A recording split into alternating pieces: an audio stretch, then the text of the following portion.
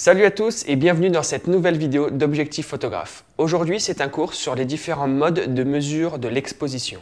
C'est important parce que ça va vous aider à faire des photos bien exposées, même dans des conditions difficiles comme le contre-jour. Mesure spot, pondérée centrale, matricielle, vous en avez déjà entendu parler, mais vous ne savez pas vraiment ce que c'est. Pas de panique, je vous explique tout et ça simplement.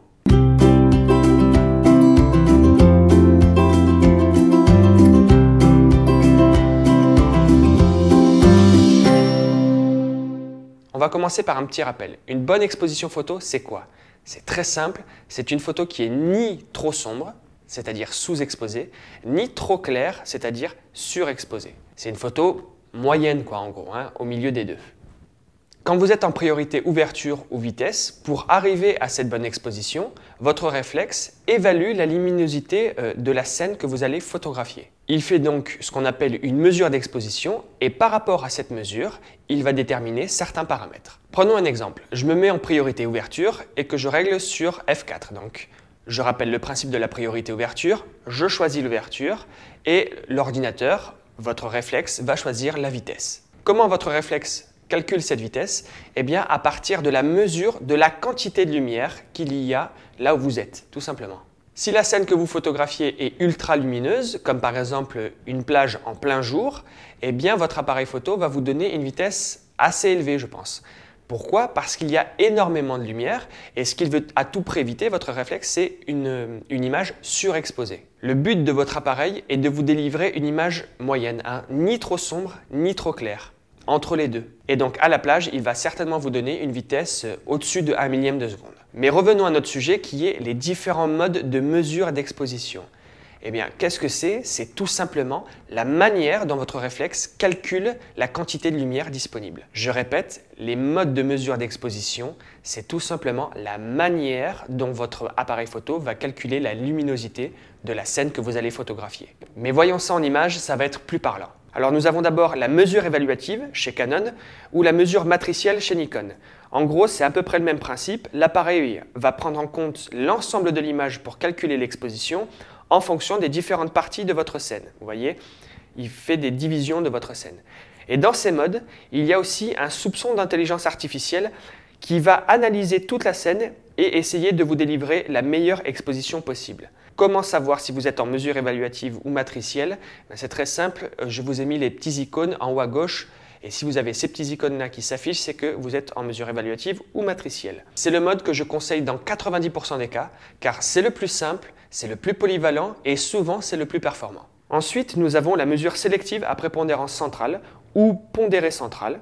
Ce mode de mesure va prendre encore une fois l'ensemble de la scène, mais il va accorder une très grande importance au centre de l'image dans son calcul de luminosité. Enfin, nous avons la mesure spot. Donc, ce mode mesure la luminosité d'une partie ultra précise du cadre au centre. Pour le calcul, moins de 10% de la scène souvent est prise en compte. Ça dépend des marques, mais souvent c'est moins de 10% de la scène qui est prise en compte au centre de l'image. Et c'est un mode que l'on pourra utiliser pour gérer les contre-jours par exemple. Je vais vous montrer ça de suite. Pour cet exemple, je vais donc prendre ce bouquet de fleurs qui est à contre-jour. Donc là, nous avons une grande fenêtre qui donc fait que mon bouquet de fleurs par rapport à ma position est à contre-jour. Et je vais me mettre en priorité ouverture et en mode d'exposition évaluative. Et on va voir ce qui se passe. Donc voilà, priorité ouverture. On va se mettre à 2,8. Voilà, mode d'exposition évaluative. Et là, qu'est-ce qui se passe? Je vois bien que ma photo est sous-exposée, car c'est l'ensemble de l'image qui est prise en compte dans le calcul. Et comme il y a cette fenêtre qui envoie beaucoup de lumière, l'appareil photo, qu'est-ce qu'il fait? Il se dit attention, risque de surexposition d'une grande partie de l'image. Et comme le but de l'appareil photo, c'est de délivrer une image moyenne en termes d'exposition, il essaye que l'arrière-plan ne soit pas trop cramé. Et donc, conséquence de ça, c'est que mes fleurs, donc, qui est vraiment le sujet de ma photo, est sous-exposée. Maintenant, je vais prendre la même photo, mais en mesure spot. Donc là, je vous renvoie à la notice de votre appareil photo. Je me mets en mesure spot et je vais prendre exactement la même photo. Et là, mes fleurs sont bien exposées. Et mon arrière-plan, il est surex. Ça, c'est certain. Mais ça ne fait rien parce que ce n'est pas mon sujet, l'arrière-plan. Mon sujet, c'est les fleurs. Pourquoi c'est bien exposé? Parce que la mesure d'exposition a été calculée par rapport au centre de l'image. Et on voit bien que le bouquet de fleurs est au centre de l'image.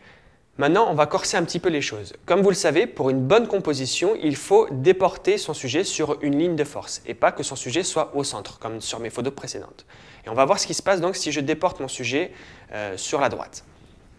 Donc, je me remets en mesure évaluative. Voilà.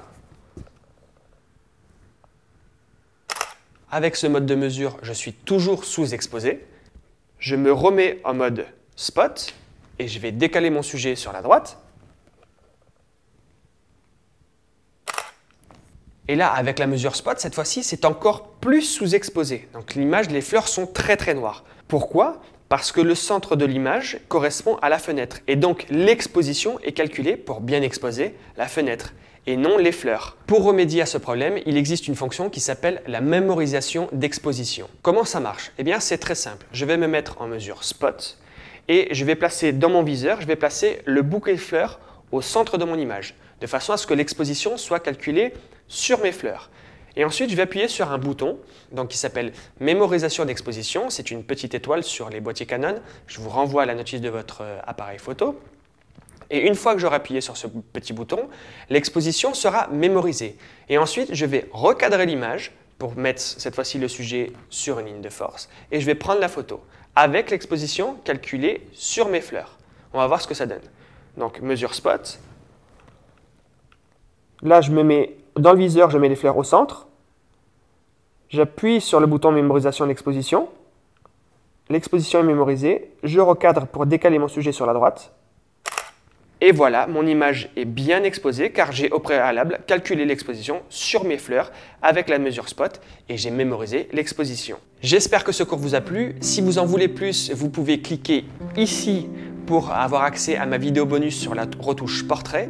Vous pouvez aussi vous inscrire à ma chaîne YouTube pour ne rien louper des vidéos fantastiques à venir. Voilà, je vous remercie de m'avoir suivi et à très bientôt. Ah mais c'est pas vrai, mais quel nul putain! Comme une plage en plein jour, ça fait bizarre ça, une plage.